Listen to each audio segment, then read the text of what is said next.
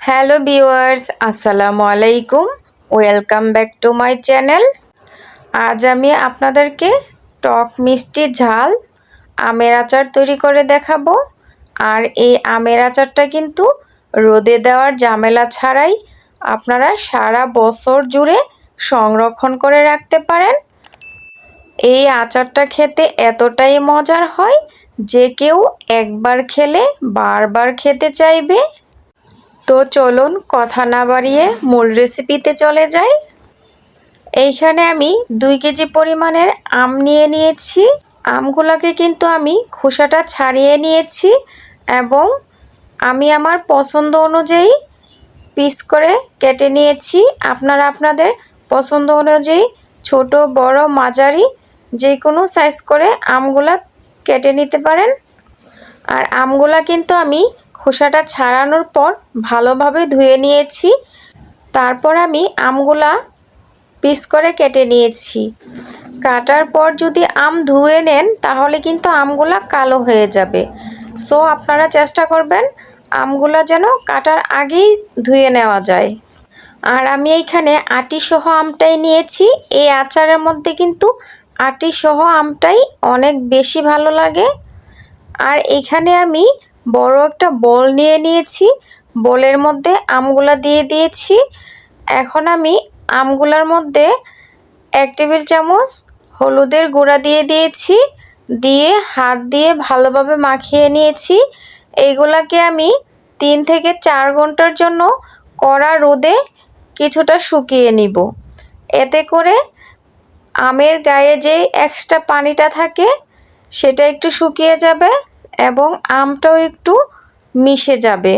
এতে করে দেখা যাবে আমের আচারটা কালারটাও খুব ভালো আসবে, খেতেও অনেক ভালো লাগবে এবং দীর্ঘদিন সংরক্ষণ করে রাখা যাবে। 4 ঘন্টা পর আমটা রোদে শুকিয়ে কেমন হয়েছে আপনারা অবশ্যই দেখতে পাচ্ছেন। আপনারা চাইলে রোদে না শুকিয়েও সরাসরি আমটা দিয়ে আচার বানিয়ে নিতে পারেন, কিন্তু কালারটা তেমন একটা ভালো আসবে না। প্রথমে আমি আচারের জন্য একটা মশলা তৈরি করে নিব। তার জন্য চুলায় একটা প্যান বসিয়ে দিয়েছি। চুলার আঁচটাকে মিডিয়াম লোতে রেখে দিয়েছি। আর প্যানের মধ্যে দিয়ে দিয়েছি 7 থেকে 8টা শুকনো মরিচ। মরিচটা যখন কিছুটা ভাজা হয়ে আসবে এই পর্যায়ে এসে দিয়ে দিলাম কিছুটা 5 ফোড়ন। 5 ফোড়নগুলোকেও আমি মরিচের সাথে কিছুক্ষণ ভেজে নিব। 5 ফোড়ন আমরা সকলেই চিনি। আর এইটা কিন্তু আমি ভেজে নেওয়ার পর ব্লেন্ডারে ব্লেন্ড করে নিব। আবার চুলায় চলে আসলাম। চুলার মধ্যে প্যান বসিয়ে দিয়েছি এবং প্যানের মধ্যে আমি 2 কাপ পরিমাণের খাঁটি সরিষা তেল দিয়ে দিয়েছি। তেলের মধ্যে এখন আমি 2টা তেজপাতা দিয়ে দিয়েছি আমি 3টা শুকনো মরিচ। এগুলাকে আমি কিছুক্ষণ সময় ধরে ভেজে নিব।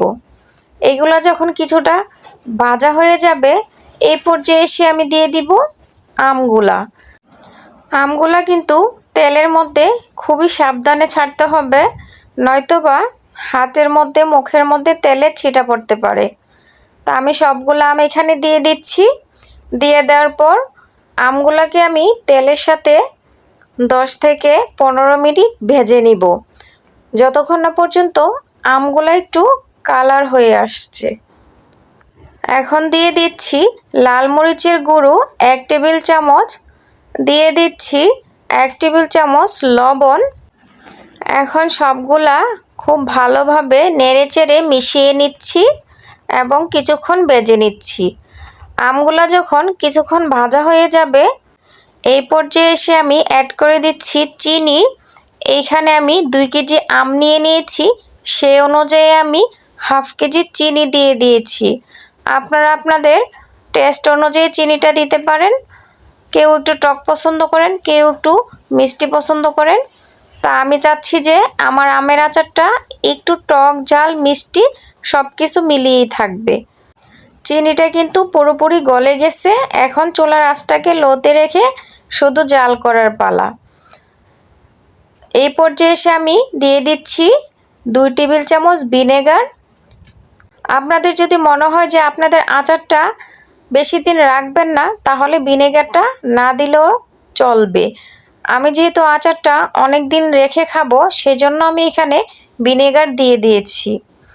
এখন এই পর্যায়ে এসে দিয়ে দিলাম আমি আগে থেকে যেই পাঁচফোড়নটা রেডি করে রেখেছি সেটা 2 টেবিল চামচ। আমার আমের আচার অনুযায়ী কিন্তু আমি সব কিছু দিচ্ছি। আমার এখানে 2 কেজি আম আছে, সেই পরিমাণ বুঝে আমি সব কিছু দিচ্ছি। আচারের মধ্যে কিন্তু কোনো প্রকার পানি ব্যবহার করা যাবে না, এতে করে আচার নষ্ট হওয়ার সম্ভাবনা থাকে। আচারটা কিন্তু আস্তে আস্তে কালারটা চেঞ্জ হয়ে যাচ্ছে। আচারটাকে কিন্তু বেশি একটা নাড়াচাড়া দেওয়া যাবে না, একদম সফটভাবে আলতো হাতে একটু একটু করে নেড়েচেড়ে দিতে হবে, এতে করে আচারটা আস্তে আস্তে থাকবে, গলে যাবে না। আর আপনাদেরকে একটি টিপস দিচ্ছি, আপনারা আচার বয়মের থেকে কোনো সময় হাত দিয়ে খাবেন না, চেষ্টা করবেন চামচ দিয়ে খাওয়ার জন্য। হাতের স্পর্শ লাগলে কিন্তু আচার সহজেই নষ্ট হয়ে যায়।